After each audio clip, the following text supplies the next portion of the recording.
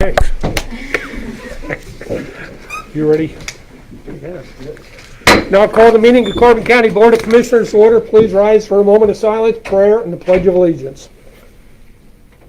Father, bless this meeting today, all those present, as well as the lives of those we will encounter after. Ready us to make every moment count in our decisions. Thank you. Amen.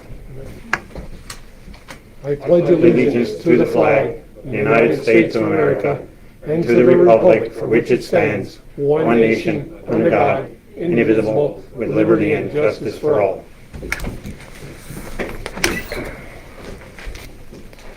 These proceedings are being recorded for the sole purpose of constituting the accuracy of written minutes. Tapes are reused, eliminating recorded records of these proceedings.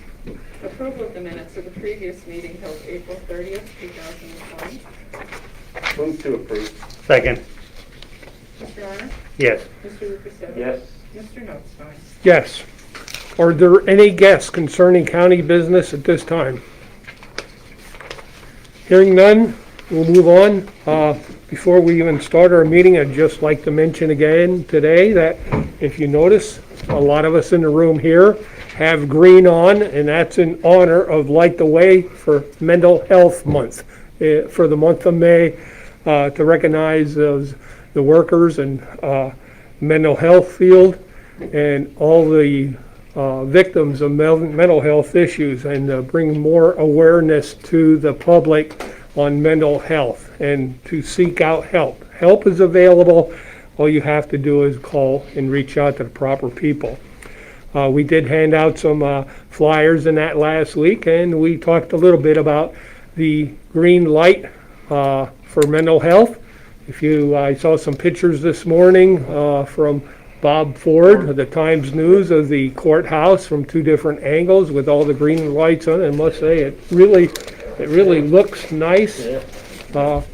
Looks even better at night, in person than it does in the paper. So we wanted to take the time to recognize Mental Health Month. So, okay, we'll move on. The report of executive session held. There were 3 executive sessions held, one on May 4th, 2020, and 2 on May, that was at 1:30 p.m., 2 on May 5th, one at 1:30 and one at 2:30, and they were all for personnel reasons. The next item is the department reports, the budget transfers. Move to approve. Second. Mr. Honor? Yes. Mr. Lukasevich? Yes. Mr. Notstein? Yes. There were no supplemental appropriations.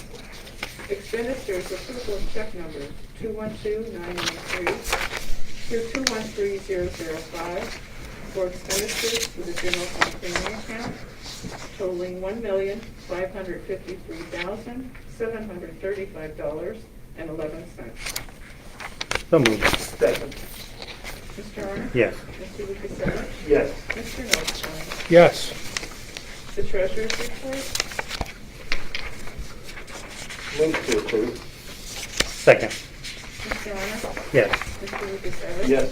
Mr. Notstein? Yes. At this time, we'll recess our meeting of the commissioners. And I'll call the monthly meeting of the salary board to order.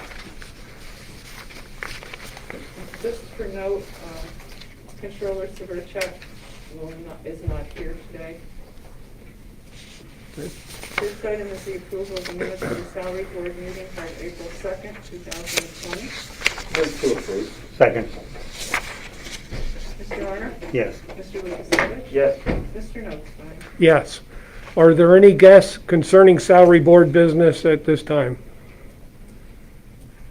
Hearing none, we'll move on. The report of executive sessions held. There was one executive session held on May 4th, 2020 at 10:30 a.m. Next item is the clerk of courts. No. No, sorry. No.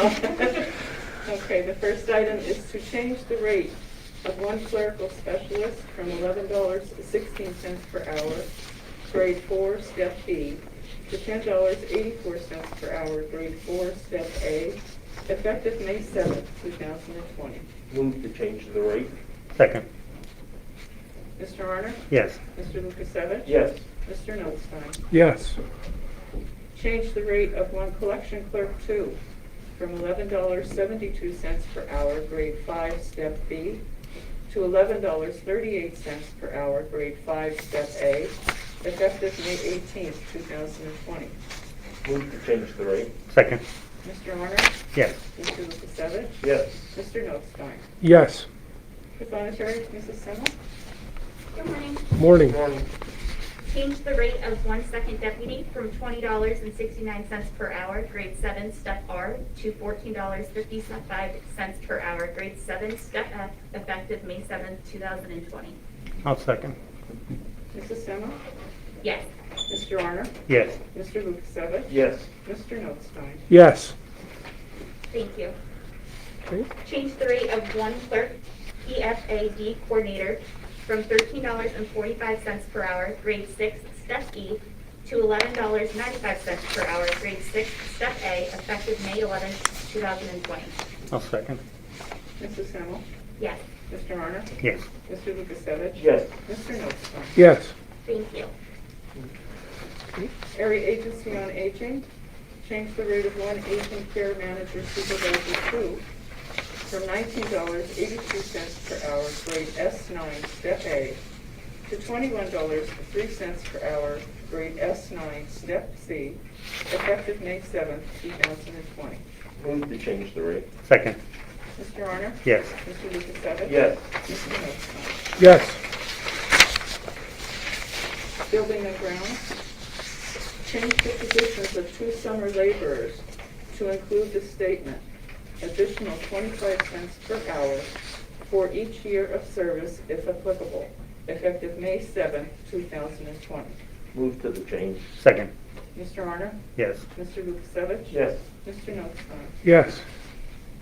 Children and Youth Services, change the rate of one county casework supervisor 1 from $17.98 per hour, grade S7, step A, to $18.52 per hour, grade S7, step B, effective May 7th, 2020. So moved. Second.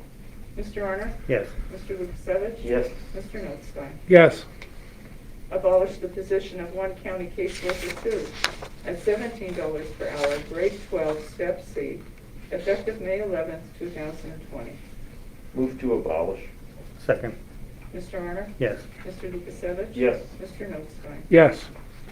Establish the position of one county caseworker 1 at $14.53 per hour, grade 10, step A, effective May 11th, 2020.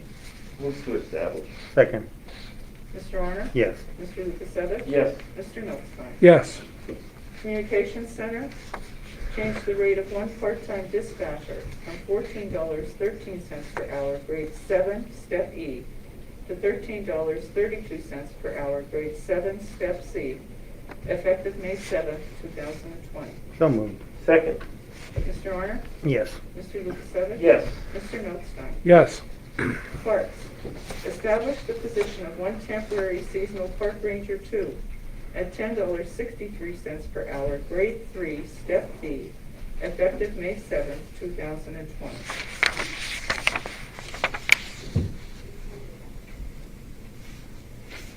Move for the approval. I think he's on the part. Wake them both up. So moved. Second. Okay, Mr. Honor? Yes. Mr. Lukasevich? Yes. Mr. Notstein? Yes. Establish the position of one temporary park attendant at $9.25 per hour, effective May 7th, 2020. So moved. Second. Mr. Honor? Yes. Mr. Lukasevich? Yes. Mr. Notstein? Yes. The Liquid Fuels Program, change the rate of 3 summer supervisors from $12 per hour to $12.50 per hour, effective May 7th, 2020. Move to change the rate. Second. Mr. Honor? Yes. Mr. Lukasevich? Yes. Mr. Notstein? Yes. Abolish the position of 6 summer laborers at $9 per hour, effective May 7th, 2020. So moved. Second. Mr. Honor? Yes. Mr. Lukasevich? Yes. Mr. Notstein? Yes. change the rate of 12 summer laborers from $9 per hour to $9.50 per hour effective May 7, 2020. So moved. Second. Mr. Honor? Yes. Mr. Lukasevich? Yes. Mr. Notstein? Yes. Corrections, Teamsters, abolish the position of one sergeant temporarily at $24.27 per hour effective May 7, 2020. Move to abolish. Second. Mr. Honor? Yes. Mr. Lukasevich? Yes. Mr. Notstein? Yes. Is there any further business for the salary board? Hearing none, meeting adjourned. At this time, we'll reconvene your weekly meeting of the commissioners. Next item is the personnel report. Move to approve. Second. Mr. Honor? Yes. Mr. Lukasevich? Yes. Mr. Notstein? Yes. Correspondence was received as listed. Copies will be made available to the press upon request. Advertising. For approval, authorize the advertisement of the invitation to bid for the correctional facility water storage tank maintenance project. Move to approve. Second. Mr. Honor? Yes. Mr. Lukasevich? Yes. Mr. Notstein? Yes. The release of funds, Family Promise. For approval, authorize the advertisement of the finding of no significant impact and the request for the release of funds for the Family Promise Homeless Facility Acquisition fiscal year 2018. Move to approve. Second. Mr. Honor? Yes. Mr. Lukasevich? Yes. Mr. Notstein? Yes.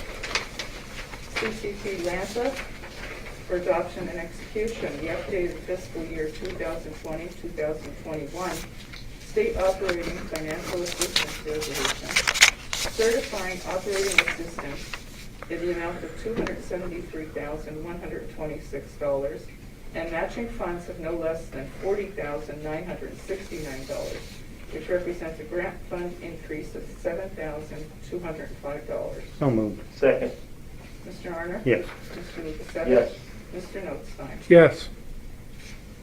For adoption and execution, the fiscal year 2020-2021 local match certification resolution, certifying the required matching funds of $40,969 will be secured no later than the end of fiscal year 2020-2021 to match the requested Section 1513 funds. This is an increase of $1,080. Move for adoption and execution. Second. Mr. Honor? Yes. Mr. Lukasevich? Yes. Mr. Notstein? Yes.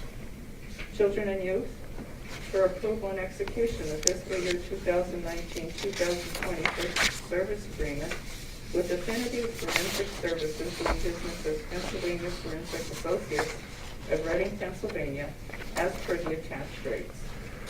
Move to approve and execute. Second. Mr. Honor? Yes. Mr. Lukasevich? Yes. Mr. Notstein? Yes.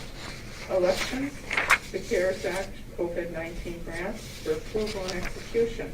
Submission of the notice of intent to apply for CARES Act grant funds in the amount of $30,904.48 for increased election expenses due to COVID-19 for the period of January 20th, 2020 through December 31st, 2020. Move for approval and execution. Second. Mr. Honor? Yes. Mr. Lukasevich? Yes. Mr. Notstein? Yes. Security grant funds for approval and execution. Submission of the notice of intent to apply for election security grant funds in the amount of $36,064.90 for reimbursement of costs for activities to improve the administration of elections for federal office, including to enhance election technology and make election security improvements as authorized under Section 101, 103, and 104 of HAVA.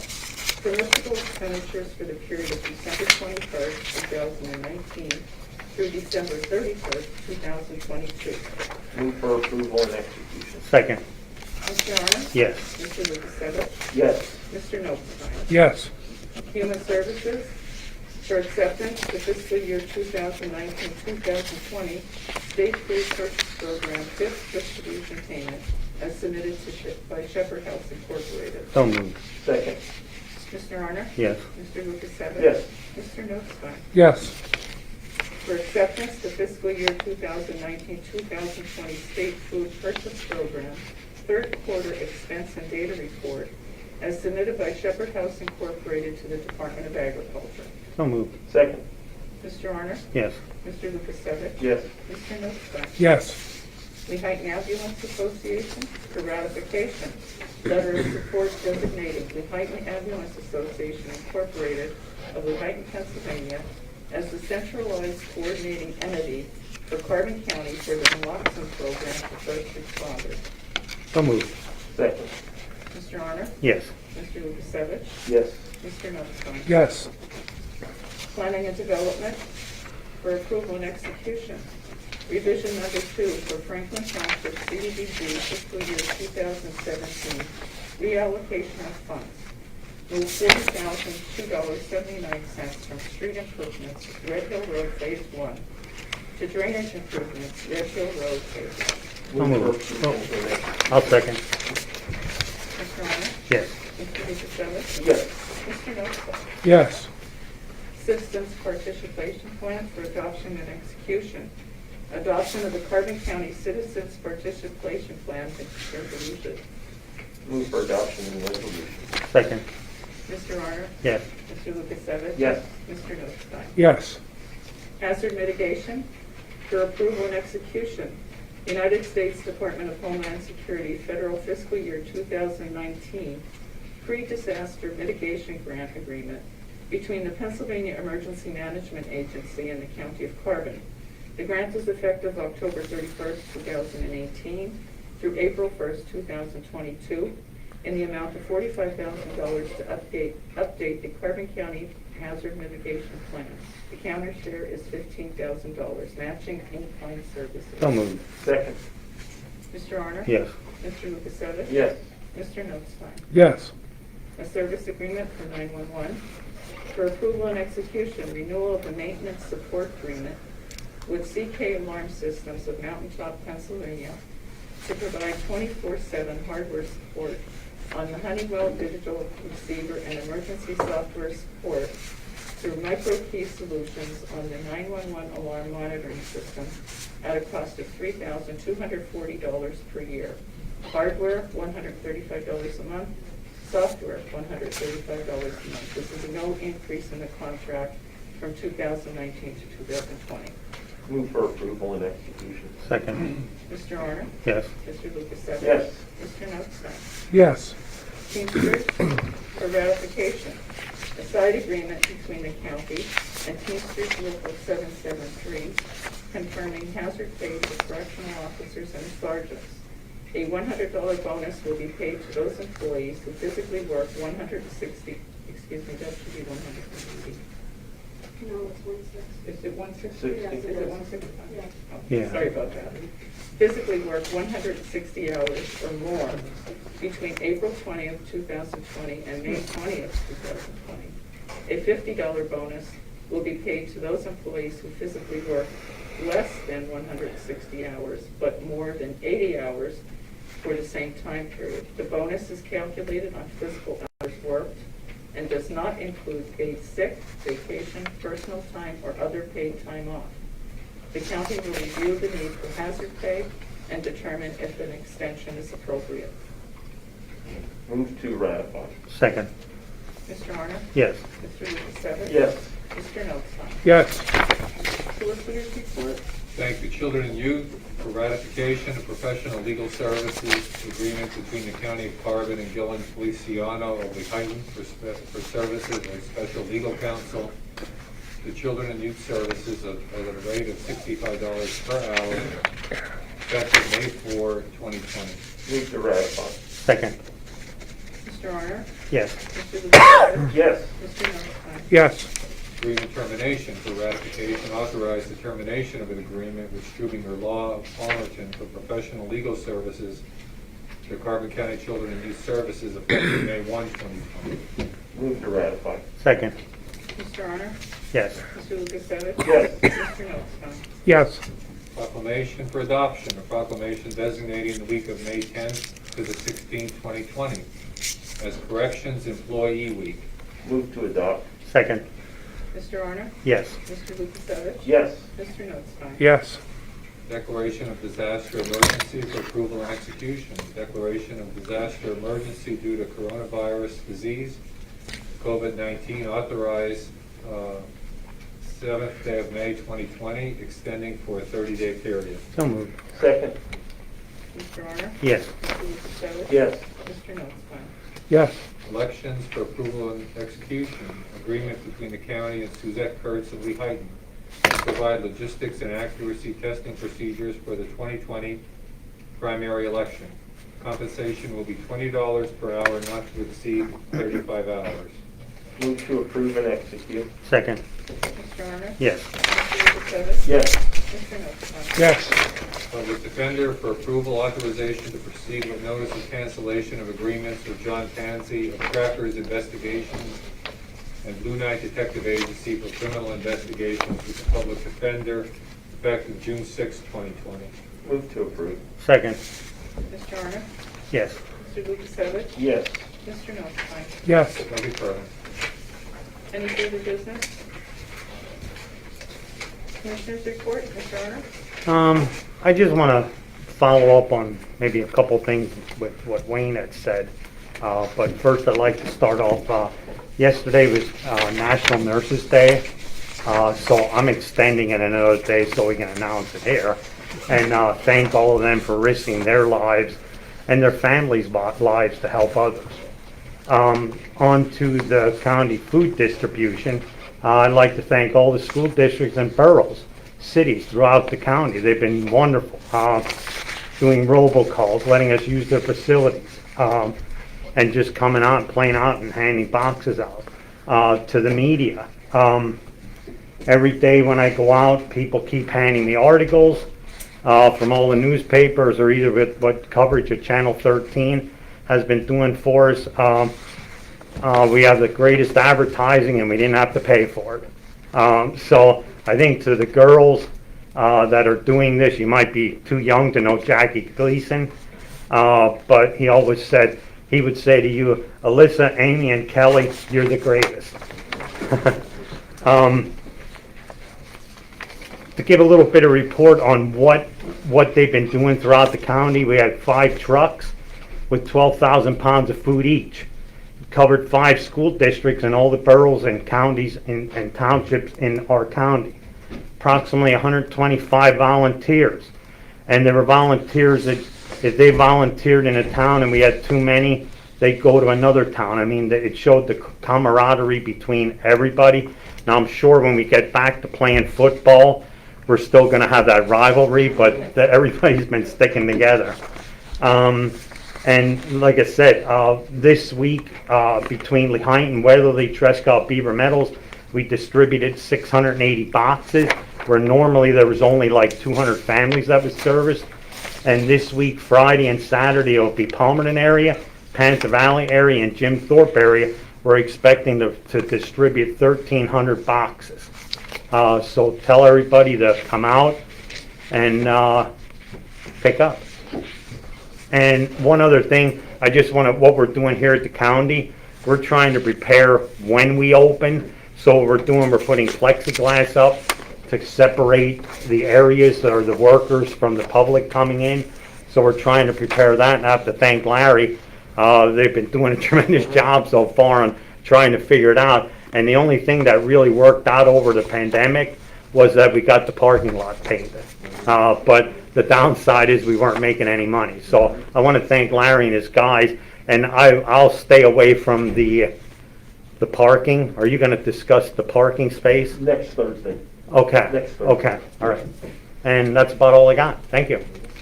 By the way, when he said Larry, that's Larry Sinicola, Yes. our maintenance supervisor. Sorry about that.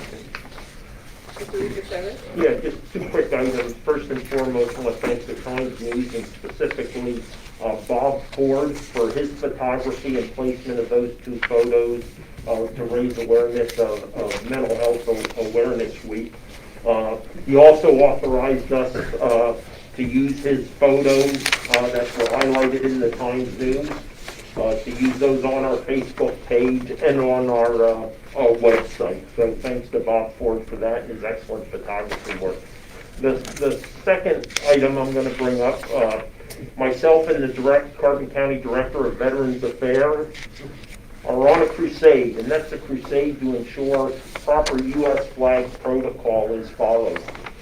On 7 April, our governor directed that the Commonwealth flags would be lowered at Commonwealth facilities. And I know many individuals are not familiar with terminology. The Commonwealth flag is the state flag. It's not the U.S. flag. It's not our national colors. So those organizations, those industries, those school districts that have lowered your U.S. flags, your national colors to half staff, I would ask that you look at 4 U.S. Code Section 7 for clarification on Governor Wolf's order. Now, Governor Wolf unquestionably understood that and only directed the lowering of the Commonwealth flag. So I would ask a little concern and consideration for following that protocol. That's all I have. Just real quick on the flag issue here too. A lot of the veterans are not aware of the federal legislation under the U.S. Flag Code as far as saluting the flag during the national anthem for military members not in uniform are allowed to salute the flag. So little issues like that we should get out there, and I think those the veterans should be absolutely proud of what they do. And we will have a little program next week that Christine LeClaire is working on for its Armistice Day. Armed Forces. Yeah, Armed Forces Week. the next week, so we will do a little program after the meeting next week. Just a quick update on the supplies handed out from EMA. We just got this morning. Masks, there were N95 and surgical, 6,725. Gloves, 110 boxes. Isolation gowns, 3,670. Face shields, 130. Safety goggles, 18. Tyvek suits, 86. Hand sanitizer, 562. Gallons of disinfectant, 52. And sadly, the body bags, 24. We are up to 16, but I did see on Facebook last night from a person that said her mother passed away yesterday in one of the nursing homes. I don't know which one. But it's sad that it's been a terrible year as far as the coroner's office, and the caseload that they are handling has really been over the top compared to other years between the COVID-19 and suicides and even drug overdoses. Looks like we're seeing an increase in those calls again, and maybe in a month or two, I don't know what appropriate time would be to go back to the comm center and compare some of the calls we've had in the last couple of months maybe to what we had previously or other years. So it's not good, no matter how we look at it. Let's see. The one thing I did want to talk about, I know Amy Miller had the questioned us on a few things, and one of the things was the corrections employee weeks and why we should recognize them. For number one, these people are not dealing with the nicest people in the world. Rowdy, it's a dangerous job. I think our insurance rates are extreme higher because of the injuries they suffer when they get into the scuffles with the inmates. They have feces and urine thrown on them. It's just not a pleasant job a lot of times, and the people you're dealing with. Not all inmates are like that, but it's that small percentage that really makes that a hazardous job. So we do want to take time today to recognize them a little bit for what they do in the prison there, and the things they have to put up with, and the things that they see is not the most pleasant. Even going down to showering, a lot of inmates don't even want to bother taking a shower, so it gets pretty bad when you have to force them to because of the body odors, etc. So we do honor them, we do thank them for their service, and in Amy's question, it's always good to why we do it. it's always good to recognize our employees from time to time, and I don't think we do that enough with a lot of the departments. So we'll have to pay more attention to that throughout the upcoming years. As long as this board is here, I would, and any future boards, I think would agree that we don't do enough of that. So we'll have to work on that one. One of the other questions, the 911 system. I want to talk about that a little bit. Most people are not aware of the 911 monitoring system we have with fire alarms, burglar alarms, etc. And we're one of the few counties that do that. That the call goes directly to the communication center, and that's why we have to upgrade the system. It cuts out the middle person, and in my opinion, we can't advertise it because we're an entity, a public entity, but this way, when they hook up an alarm system, it goes directly to the comm center.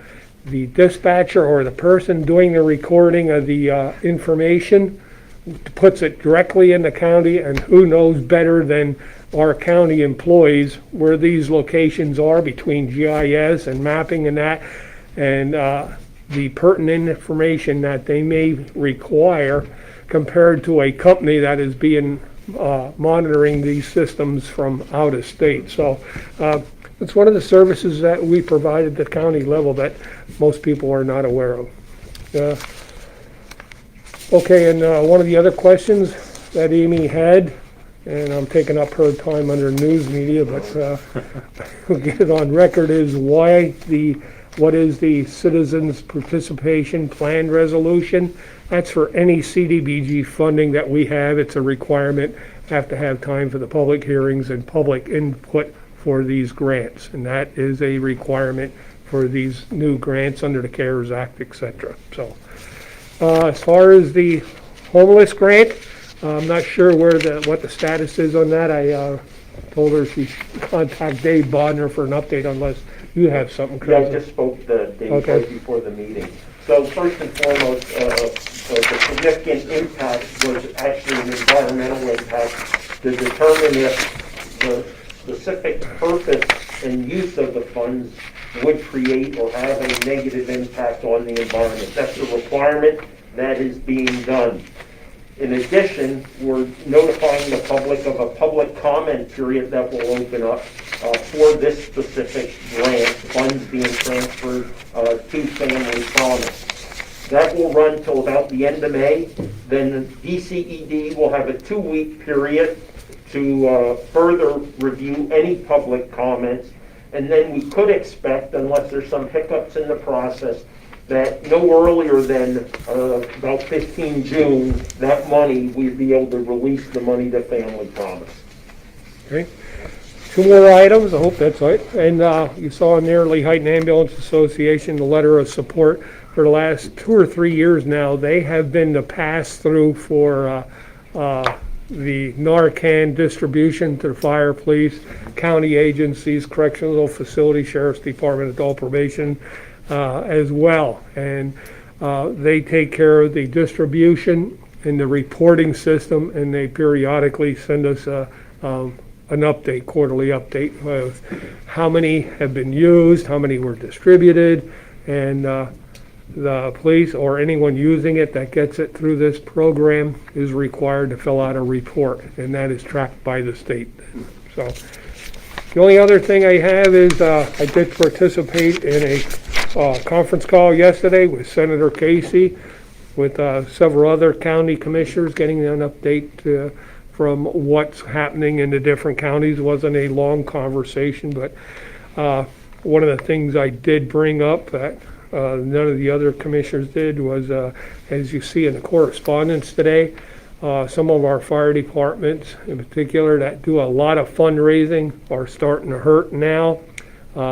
Some do a lot more than others, but they're very diversified here in Carbon County. A lot of municipalities have contributed a lot more or pay their work. Well, they have to pay by workman's comp by law, but they'll give them contributions, but do not cover their cost of their heating, electric bills, insurances on their facilities. A lot of these fire companies buy their own equipment, etc. And we are paying all these bills, your phone bills, etc. It gets very expensive. And without these fundraising events over the last 4 to 6 weeks or so, these municipalities or volunteer fire companies are starting to suffer financially. So anytime you can support them, I'd appreciate it, but we did discuss the EMS shortage of volunteers, etc. And these guys are, when I talk about that, it irritates me that they have to go out and raise funds and do the training because it takes up so much of that time, their time away from their families. It's good when they do have family members involved with them, but it's one of the main reasons we do not have a lot of volunteers in areas because of the requirement, or I should say in requirement in a lot of departments to be able to function, they have to do the fundraising. So that's all I have. It was enough for one day, I think. Meeting adjourned. At this time, Lisa, from where you're at, if you would call the special meeting of the election board to order. Good morning. Good morning. Do you guys have any questions or guests that sent me emails? Oh, sorry, guess we have no minutes. I'll use my agenda here. Okay. Any guests concerning salary board? Special meeting, I don't think we need it, but Election board. election board. Get my meetings mixed up. Okay. Not Lisa, I'll turn it over to you. Okay, consolidation of voting districts, a resolution for adoption and execution, resolution for consolidation of applicable voting districts for the 2020 primary election. Yeah, I'll move to adopt and execute. And I'll second with an explanation. Do you have an explanation of all the holes that are connected? Mr. Honor? I don't know if you wanted that question. So discussion then. Yeah, like if you can explain a little bit to everybody, like what's So basically, the Department of State gave us the, I want to say like the okay, because of the lack of poll workers with the virus. Most of, like probably 80% of our poll workers are over the age of 60. And, they're nervous, and I don't blame them. So they're giving us an option that we can consolidate up to 60% of our polling places, which would be about 25 polling places from 51. We did do that, but it's to 31.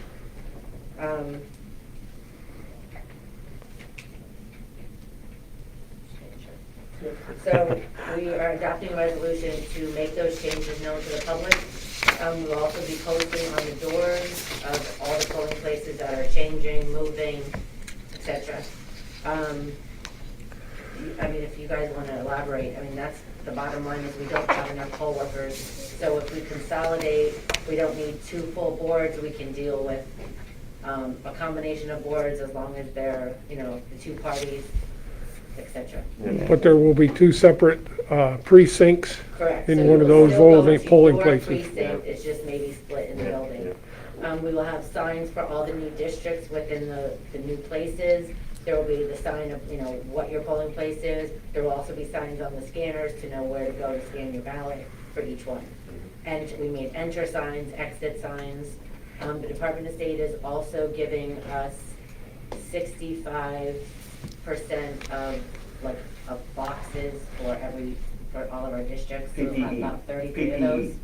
Correct. They're giving out masks, gloves, hand sanitizer, wipes to wipe down pens. I believe tape is in there. If not, we will supply tape just to let people know. But most of the polling places we're trying to make a separate entrance and an exit if possible. Some of them, we're going to have to go take a look. We're slowly getting less poll workers. We had 120, now we're down to 105. And that was a significant reduction already. Yes. Right. Yeah, we normally have 260. Right, yeah. So, I'm not really, I talked to most of the judges. Things keep changing, so I'm going to wait to update them again. Nobody really seems to be worried. The only thing they ask, and not they've asked me, is if voters have to wear a mask, we can't make them wear a mask, but we're telling them it's probably for the best that if they do, wear one. I know some counties are telling people to bring their own pens. They're gonna sanitize everything. I don't think it's necessary, but, you know, that's Well, don't we have to continue to use the Sharpie? correct. So you could Yes. sign the book with your own That's what we're pen, talking about, but correct. the We're Sharpie talking will about have the to pen, be used. right. Right. We, like I said, we're not supplying shields, the plastic shields or the plastic. I think it's a cost that if you're wearing a mask, it's kind of this, when we're Right. saying, so to speak. But a lot of people just were worried that if it didn't work this time, that they could ever work again. Yes, they can. Yeah. Like I said, we value our poll workers, and we're not gonna do that. But, you know, I do see that they're nervous, you know, with being, you know, up in age and that. Yeah. I think, Lisa, one of the great things I saw is we worked through collectively looking at additional locations to consolidate. Right. Did a great job of finding locations that actually has notably significant more square footage. So to help with the social distancing aspect, but also one of the issues we confronted in November, which was the privacy issue. So you kind of have a win-win here Right. in regards to many of the locations that we were able to find. Right. That's great. This will also help with the distribution and picking up of the equipment for our maintenance, a lot less places to go, because a lot of times we have difficulty in getting a hold of the property owners or clubs or whatever they were to open up the building to drop off the equipment. And again, then when we went to pick it up, and it was always time consuming waiting for people to show up. But this should really help to eliminate some of those issues. So I sent letters out to all the polling places, ones that were affected that we won't be using till this time.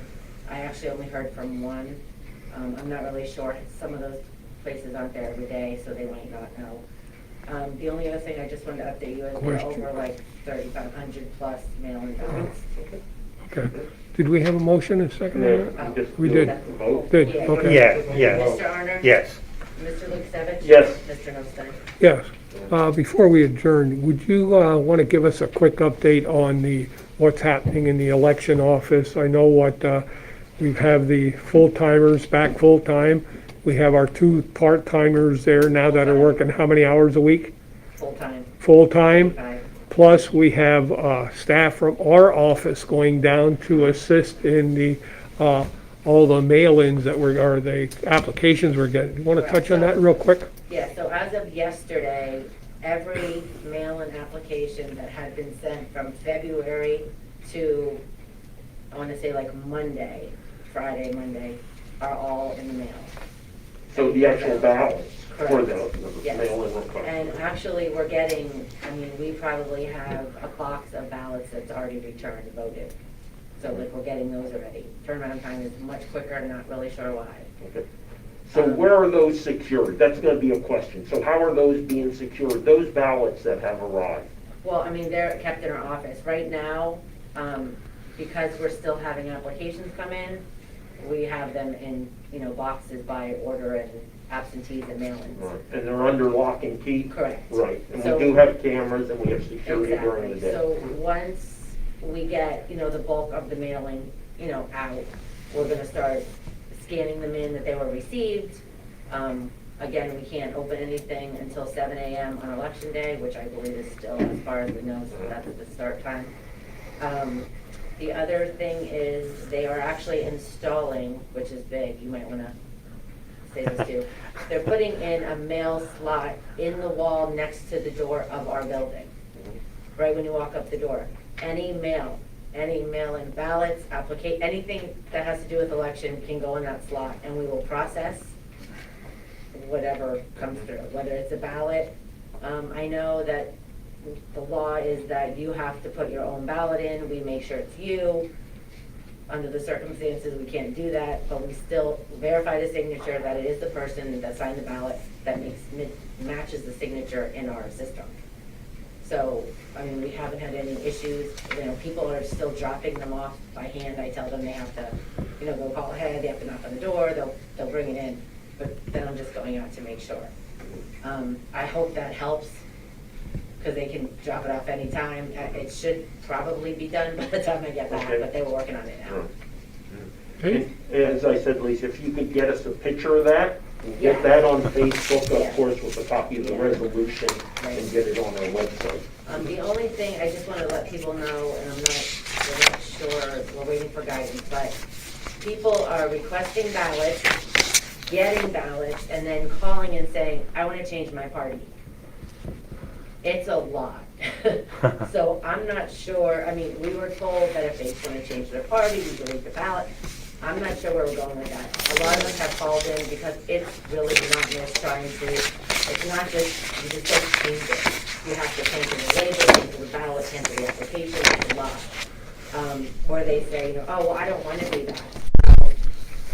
Again, I'm not sure where I'm headed with that, but it's just, or they're registering 3 and 4 times online, they're sending 3 or 4 mail-in ballot applications online, like, we just need one. And I know it doesn't seem like a lot, but for the 100 that do a duplicate, we have to process that. Even though we have to decline it, then we have to mail out a letter, so it's a lot of extra work that, if you know you're registered, just do the mail-in, or we can mail them out. We get a lot of calls, they just want them on paper. Please know, they will count. When people are calling, trying to say, oh, I don't want to do a mail-in, because I heard, they're all gonna count. There's checks and balances, everyone's vote will be recorded in the record that they voted on, this election, and their votes will all be scanned on election night. Yeah, I think it's important for the public to understand, we are not discouraging any type of voting, nor are we promoting mail-in voting as the only way. We simply want you to vote. Understand the situation we're in with COVID-19. Be conscientious of that, be safe, be considerate of others. But again, mail-in ballots, come to the polls, do it safely, but at the end of the day, it's about voting Correct. and getting people out. Yeah, and I think like they really did, I mean, they did a great job and Chris was working with them on it. And I think Lisa hit it on the head. If you apply, don't apply again. I mean, when this all started off, it was like a scary thing that we might not even had any poll workers at all, and it would have went to all mail-ins. And I mean, for myself, I didn't put a mail-in, I'm gonna go and vote, and I like doing that, but there's a lot of people that wanna mail in, but it's really clogging the network up if you're applying twice, or you even had some that they said that they put in and they're not even registered. That's an issue. So I think the procedures that are done should be followed, that it would help you, because you don't need another 500 emails or applications that are not needed. Right, we're getting a lot of calls. Like I said, we can mail out anything. We don't push them to do the computer, but we push, like, if we can email the application instead of mailing it, just because it's quicker. Most people say they don't have a computer, but when you offer it, then all of a sudden it's there. So we get a lot of those. But like I said, it's just, that's what's inundating our issue, is that people are doing it 2 and 3 times, and it's taking so much longer to process. We should have all the mail-in ballots and absentees that we just received this week out in the mail today, no later than tomorrow. So, I mean, with the exception of what's coming in, we probably got like 200 at least today. I think we got 400 yesterday. okay, thank you.